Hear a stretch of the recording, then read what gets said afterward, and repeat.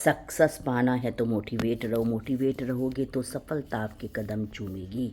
जब भगवान शिव और माता पार्वती सीट से ठाने का वेश बनाया, एक गांव में एक बार छोटा सा मंदिर था। एक वृद्ध पुजारी रहा करते थे। एक दिन एक गरीब माँ अपने नन्हे से बालक को मंदिर के द्वार पर छोड़कर चली गई।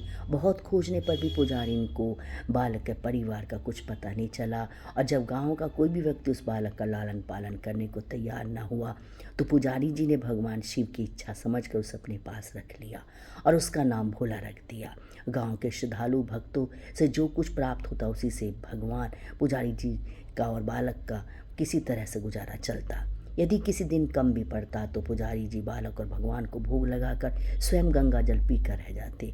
धीरे धीरे भोला बड़ा होने लगा और अब वह पुजारी जी के कामों में हाथ बटाने लगा। वृद्ध पुजारी जी के थके हारे हाथों को कुछ आराम मिलने लगा, इसलिए उन्होंने भोला को मंदिर की सफाई, भगवान शिव की पूजा और उनको भोग लगाने और उनकी आरती करने की विधि अच्छी प्रकार समझा दी। अब ये स्वयं भगवान शिव के नाम और जप और संकीर्तन में समय व्यतीत करने लगे। एक दिन भगवान शिव के मंगलकारी नाम शिव शिव शिव का जप करते हुए उनके प्राण छूट गए। अब बालक भोला का इस संसार में भगवान शिव के सिवा और कोई सहारा ना रहा। उसने पुजारी जी की ये 3 बातें कभी ना भूली। नंबर 1, भगवान भोलेनाथ शिव शंकर को ताजी गर्म रसोई का ही भोग लगाना। नंबर 2, भगवान को भोग लगाए बिना स्वयं कुछ भी ना खाना। नंबर 3, भगवान शिव पर विश्वास रखकर कभी भी किसी भी वस्तु का संग्रह ना करना, बासी भोजन का भी नहीं। यदि कोई भक्त पहले से बना भोजन या मिठाई मंदिर में दे जाता है तो बालक भोला उसे गरीबों में बांट देता। वह ताजी रसोई बनाकर ही भगवान को भोग लगाता था। उसके बाद ही स्वयं प्रसाद ग्रहण करता, यदि बचता तो उसे बांट देता। यदि रसोई बनाने की सामग्री न होती तो भोले बाबा और भोला भगत दोनों गंगा जल पीकर रह जाते। एक बार बरसात का मौसम आया और 3-4 दिन तक मूसलाधार वर्षा होने से मंदिर में कोई नहीं आया और बस केवल गंगा जल का भोग ही लगाता और उसे ही पीकर रह जाता। भोले बाबा बालक की भक्ति और सहन शक्ति की परीक्षा लेते रहे, किंतु आखिर में अपने भक्त बालक को भूख से तड़पते देख उनसे रहा ना गया। वे सेठ के नौकर का रूप धरकर हाथ में भोजन सामग्री की पोटली लेकर वर्षा में भीगते हुए मंदिर के द्वार पर जा पहुँचे। उन्होंने आवाज़ लगाकर भोला को बुलाया और उसके हाथ में पोटली देते हुए कहा, सेठ जी ने यह सीधा भेजा है, इससे रसोई बनाओ, भोग लगाओ और स्वयं भी प्रसाद पाओ। मैं कल फिर आऊँगा। भोला भक्त ने आशीर्वाद देकर उसे विदा किया और सूखी गीली लकड़ियाँ के धुएं में गर्म रसोई बनाकर भोले बाबा को भोग लगाया। पूरे बरसात के मौसम में भोले बाबा नौकर के वेश में भोला भगत को सीधा देने आते रहे और स्वयं भी गर्मा गर्म रसोई का भोग पाते रहे। एक दिन भोला ने सोचा, सेठ जी को सीधा भेजते हुए 4 महीने हो गए, किंतु वे स्वयं कभी मंदिर में भोले बाबा का प्रसाद ग्रहण करने नहीं आए। अगले दिन जब भोले बाबा नौकर के वेश में सीधे की पोटली देने आए तो भोला भगत उनसे बोला, भाई तुम्हारे इतने धर्मात्मा सेठ जी कभी स्वयं मंदिर प्रसाद लेने नहीं आए। इस कारण मेरा हृदय अत्यंत दुखी हो रहा है। अपने सेठ जी से कहना कि कल भी मंदिर में प्रसाद ग्रहण करने अवश्य पधारें। भक्त की बात सुनकर नौकर बने भोले बाबा चौंक कर घबरा उठे और बोले, पुजारी जी, सेठ जी मेरे द्वारा आपको सीधा भेजते हैं, आप इससे भगवान को भी भोग लगा लेते हैं और स्वयं भी प्रसाद पाते हैं, फिर सेठ जी को बीच में बुलाने की क्या ज़रूरत है। जैसा चल रहा है वैसे ही चलने दीजिए ना। भोला बोला, ऐसे कैसे चलने दूँ? आपके धर्मात्मा सेठ जितने दिनों से सीधा भेज रहे हैं, क्यों मैं उन्हें भगवान का प्रसाद देने का अपना कर्तव्य भी पूरा ना करूं? मैं किसी का उधार खाने वाला नहीं हूं। अपने सेठ जी से कह देना कि यदि कल भोले बाबा का प्रसाद ग्रहण करने न पधारे तो मैं उनका सीधा लेना बंद कर दूंगा। नौकर बने भोले बाबा तो अपने भोले भगत की अकड़ देख कर काँप उठे और यह सोचकर मन ही मन हंसे कि वाह, आज तो लेने वाला ही देने वाले पर धौंस दिखा रहा है। लेकिन सरल हृदय भक्त के मनोभाव पर रीझ कर बोले, ठीक है पुजारी जी, कल सेठ जी मंदिर में प्रसाद ग्रहण करने जरूर पधारेंगे। दूसरे दिन बड़े सवेरे ही भोले बाबा नौकर के वेश में दूध और बहुत सारी भोजन सामग्री लेकर मंदिर पहुंच गए। भोला चौंक कर बोला, भाई आज इतना सारा सीधा किस लिए ले आए? नौकर बने भोले बाबा बोले, पुजारी जी भूल गए क्या? आज आपने सेठ जी को प्रसाद लेने के लिए बुलाया है, इसलिए आप छक कर रसोई बनाइए और भोले बाबा का भोग लगाइए। हाँ, यह तो बता दीजिए कि सेठ जी किस समय पधारे। भोले ने प्रसन्न होकर उन्हें सेठ जी के आने का समय बता दिया और भोला भक्त की इच्छा पूर्ण करने के लिए भोले बाबा कैलाश पर सेठ का रूप धारण करने लगे। इधर अपने स्वामी को एक प्यारे भक्त के यहाँ चीमने जाने का समाचार सुनकर ममता मैयन पूर्णा भी माँ पार्वती भी भला कैसे पीछे रहती। वे भी पति की आज्ञा लेकर सेठानी का रूप धारण करने में जुट गई। भोले बाबा ने अपने गले से मुंडों की माला उतार दी, शरीर पर लगी भस्म, कमर पर पहना हुआ बागंबर और बाहों और कानों में पहने सर्पों के हार भी उतार कर रख दिए। उन्होंने एक मखमल का सुंदर कुर्ता धारण किया, अपनी जटाएं सीधी कर गंगा और चंद्रमा को उसमें छिपा लिया और ऊपर से एक सुंदर रंग बिरंगी पगड़ी पहन ली। सदैव नंगे पैर विचरण करने वाले शिवजी ने आज अपने पैरों में रेशमी जूतियां धारण कर ली। हाथ का त्रिशूल और डमरू भोले बाबा ने नंदी के हाथ में थमा दिया और अपने हाथ में एक सुंदर छड़ी लेकर पार्वती जी के तैयार होने की प्रतीक्षा करते हुए कैलाश पर चहलकदमी करने लगे। पार्वती जी घंटों से मेकअप करने में जुटी हुई थी। उन्होंने आज अपने पति देव के नगर में बनी सुंदर बनारसी साड़ी निकाल कर पहनी, जिसका रंग सेठ बने शिव जी के कुर्ते से मैच कर रहा था।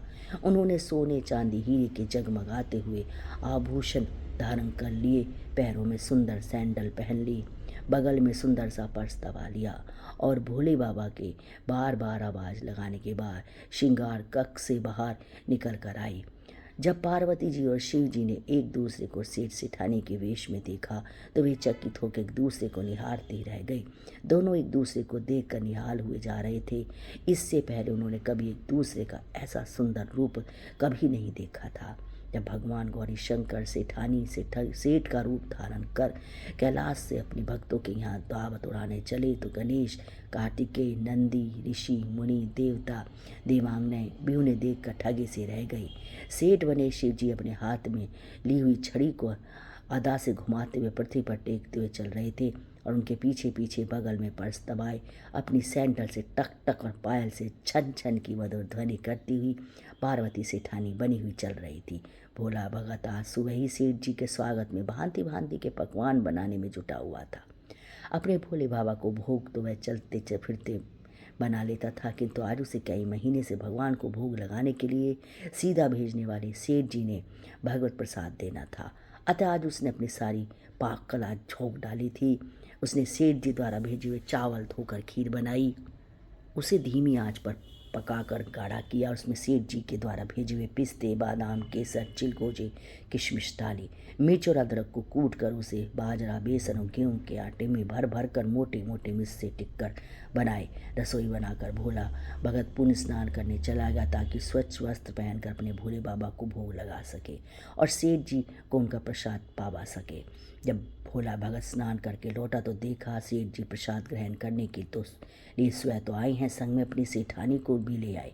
भोला ने झट दोनों से राम राम की, उन्हें आसन देकर बैठाया। बोला, मैं अभी भगवान को भोग लगा कर आता हूँ, फिर आपको प्रसाद परोसूंगा। भगवान के भूखे, भावना के भूखे भोले बाबा से भूख सहन नहीं हो पा रही थी, इसलिए बोले, पुजारी जी भगवान को जल्दी से भोग लगाइए, मुझसे भूख ना सहन हो पा रही।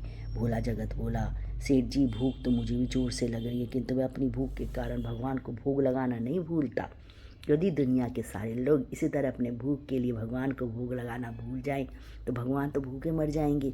सेठ जी बने भोले बाबा एक पत्तल उठाते बोले, पुजारी जी आप भोग लगाइए, इधर मैं पत्तल परोस देता हूँ, मुझसे भूख बर्दाश्त नहीं हो रही। भोला व सेठ जी बने भोले बाबा को डांटते बोले, सेठ जी भगवान के काम में ना तो जल्दबाजी चलती है ना ही कंजूसी। मैं जब तक भगवान को भोग नहीं लगा लेता आप रसोई के पास भी नहीं फटक सकते। चुपचाप इधर बैठ जाइए और ओम नमः शिवाय जपते रहिए, मैं अभी आता हूँ और आपको पेट भर भोजन कराता हूँ। सेठ बने शिव जी डांट खाकर चुपचाप अपने आसन पर बैठे। सेठानी बनी पार्वती उनकी यह दशा देखकर बड़ी मुश्किल से अपनी हंसी रोक पाई, लेकिन जैसे ही भोला भगत पत्तल में सामग्री लेकर भगवान को भोग लगाने मंदिर में गया, शिव जी पार्वती जी को मौन रहने का संकेत करते हुए चुपके चुपके पैर रखते हुए रसोई में पहुंचकर उन्होंने एक एक व्यंजन उठाकर चखना शुरू कर दिया। भोले बाबा तो प्रसाद को चखते ही भौचक्के रह गए। खीर में चीनी की जगह नमक भरा हुआ था और सब्जियां में चीनी भरी हुई थी। जैसे ही भोले बाबा ने रोटी का गिलास तोड़कर मुंह में दिया तो वे सी करने लगे, क्योंकि रोटी में मिर्च ही मिर्च भरी थी। वे सी करते उल्टे पैर भाग गए और अपने आसन पर बैठे। माँ पार्वती ने अपने स्वामी की हालत देखकर खिलखिलाकर हंस पड़ी। इससे पहले कि भोले बाबा पार्वती जी के सामने कुछ सफाई दे पाते, भोला ओम नमः शिवाय मंत्र का जाप करते हुए आ पहुँचा। उसने भोग की रसोई में मिलाकर उसे पवित्र बना दिया और फिर सेठ जी के सामने पत्थर परोस कर हाथ जोड़कर बोला, सेठ जी अब आप जी भर कर प्रसाद पाइए। भोले बाबा तो अभी अपनी भक्ति से भी जोरदार उसके हाथ की बनी हुई रसोई चख चुके थे। अतः ने जीव ने की बात सुनकर उनके पसीने छूट गए। कभी वे भोला को कभी पार्वती का मुख देखने लगे। भोला को सेठ जी की ढील बर्दाश्त न हुई। बोला, सेठ जी अब क्या हो गया आपको? अभी अभी तो इतनी उतावली मचा रहे थे, अब क्यों नहीं जीमते? आप जीमोगे तभी तो माता जी भी प्रसाद ग्रहण करेंगी, फिर मैं प्रसाद पाऊंगा। भोला की ललकार सुनकर भोले बाबा ने चुपचाप खीर का कुल्हड़ उठाया और सारी नमकीन खीर कटाकट पी गए। कुल्हड़ खाली होने की देर थी कि भोला ने उसे झट से भर दिया। अपने प्रिय भक्त के हाथों से परोसे हुए भोग में भगवान को आज दुगना स्वाद आने लगा। भोला परोसता गया और भोले बाबा पीते गए और जगन माता पार्वती भक्त और भगवान दोनों के प्रेम को देख देख कर मंत्रमुग्ध हो गई।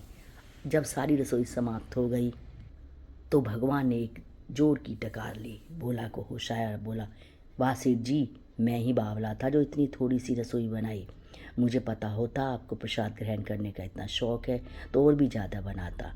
भोले बाबा अपने पेट पर हाथ फेरते हुए सेठानी बनी पार्वती जी की ओर मुस्कुरा कर देखते हुए कहा, पुजारी जी मैं इतना रोज़ कहाँ खाता हूँ, किंतु आज प्रसाद इतना स्वादिष्ट बना था, अपने पर ही वश ना रहा और खाता चला गया। किंतु तभी भोला भक्त रुआसा होकर बोला, सेठ जी वह तो आपने ठीक किया, लेकिन माता जी तो भूखी रह गईं। ममता मई पार्वती माँ से भोला का रुआसा मुख देखा नहीं गया। उन्होंने बची हुई खीर की 4 बूंद अपने कंठ में टपका ली। भोले बाबा द्वारा भोग लगाने से प्रसाद में अद्भुत अलौकिक स्वाद भर गया। ऐसी सुगंधित और मीठी खीर चखकर जगनन्नी आकंठ तृप्त हो गई। उनके तृप्त होते सृष्टि का प्रत्येक प्राणी तृप्त हो गया। भोला जगत बोला, सेठ जी आपने और माता जी ने प्रसाद ग्रहण कर लिया, इससे मुझे अत्यंत संतोष हुआ। समझ लीजिए कि आप दोनों द्वारा प्रसाद ग्रहण करने से मेरा भी पेट भर गया।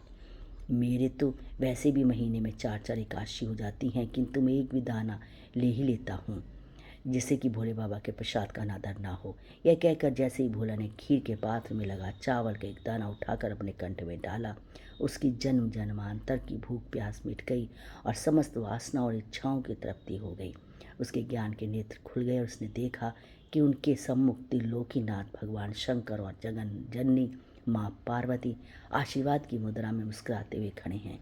भोला दौड़कर उनके चरणों में लौटता गया और उन्हीं में समा गया। आपको यह कहानी कैसी लगी कमेंट करके बताएं। ऐसी ढेर सारी धार्मिक आध्यात्मिक कहानियों को सुनने के लिए चैनल को सब्सक्राइब करें। राधे राधे, जय श्री कृष्णा।